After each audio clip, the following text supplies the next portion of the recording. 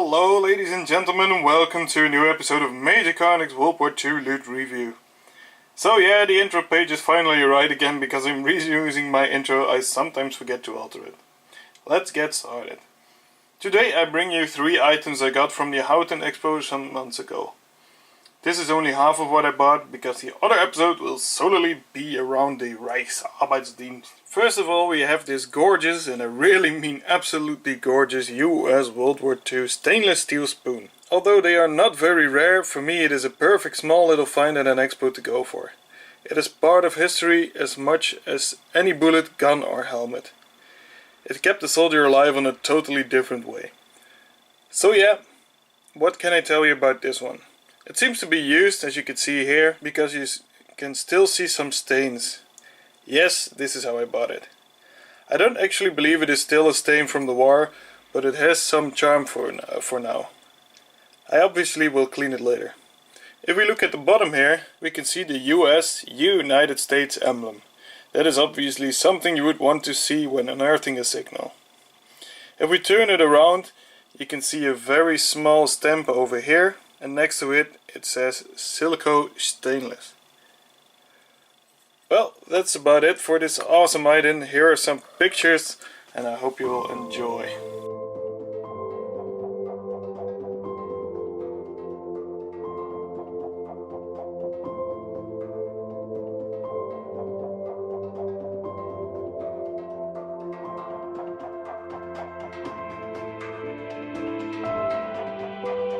Next is this fantastic National Socialistic frauenschaft pin.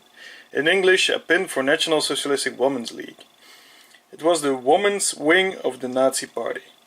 Its activities included instruction in the use of German manufactured products, such as butter and rayon, in place of important ones, as part of the self-sufficiency program and classes for brides and schoolgirls. During wartime, it also provided refreshments at train stations, collected scrap metal and other materials, ran cookery and other classes, and allocated domestics conscripted in the East to large families. Propaganda organizations depended on it as primary spreader of propaganda to women. The NS Frauenschaft reached a total membership of 2 million by 1938, the equivalent of 40% of total party membership. So enough about the movement. Let's talk about the pin itself. It is made from plated and enameled tombac. Here at the back you can see the RZM logo, which is Reichszeugmeisterei, which is like a quartermaster's office. It was for the national material control of Nazi Germany. On the right side here you can still see the manufacturer mark, which is M1-128, which means it was made by Eugen Schmidhausler out of Pforzheim. A really awesome addition to my collection. Last is this deutsches jungvolk pin. But obviously, before you start eating up your niggas, it is something like a Winterhilfewerk pin. Maybe to get some money for the deutsches jungvolk or otherwise support for the Nazis. It may be used or worn by the soldier to be, but for now I just treat it as a Winterhilfe pin. Next to that, it's still so very awesome because it has the sig rune of the deutsches jungvolk. Absolutely gorgeous pin, but without any markings, so that's why I think it's Winterhilfe.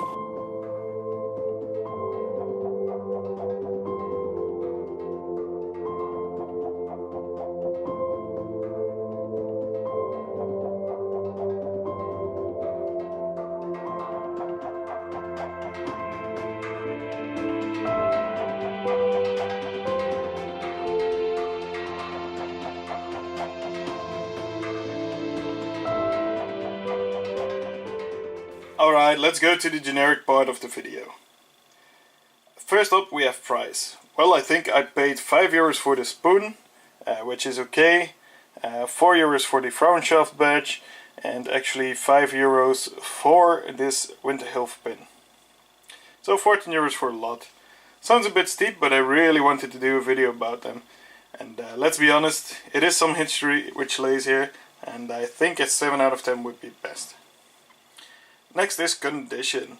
The spoon is in absolutely perfect condition. Really love everything I can see about it. The frauenschaft badge is obviously in a lesser condition, although you can still see everything. From the swastika, which is here, from the NS frauenschaft, from the pagan life room, which is here. On the back you can still see the details. Really, really cool condition. The deutsches jungvolk winter Hilfe pin is definitely in a good shape, so 7 out of 10 would be honest again. Last but not least is the historic value. Stainless steel is not something that you can see wear on most of the time, but I don't think it has been used a lot. There are very little scratches. The frauenschaft badge obviously has been in the ground, so I can safely presume it was worn sometime and lost during maybe a rally or just during work on a farm. The Winterhilfe Deutsches Jungvolk pin is in a good condition and I don't think it has been worn much. So, historic value is at a safe 6 out of 10. Well folks, that was it. That was all for now. I hope you enjoyed the video as much as I did making it. Thank you for watching and I will see you guys in the next one.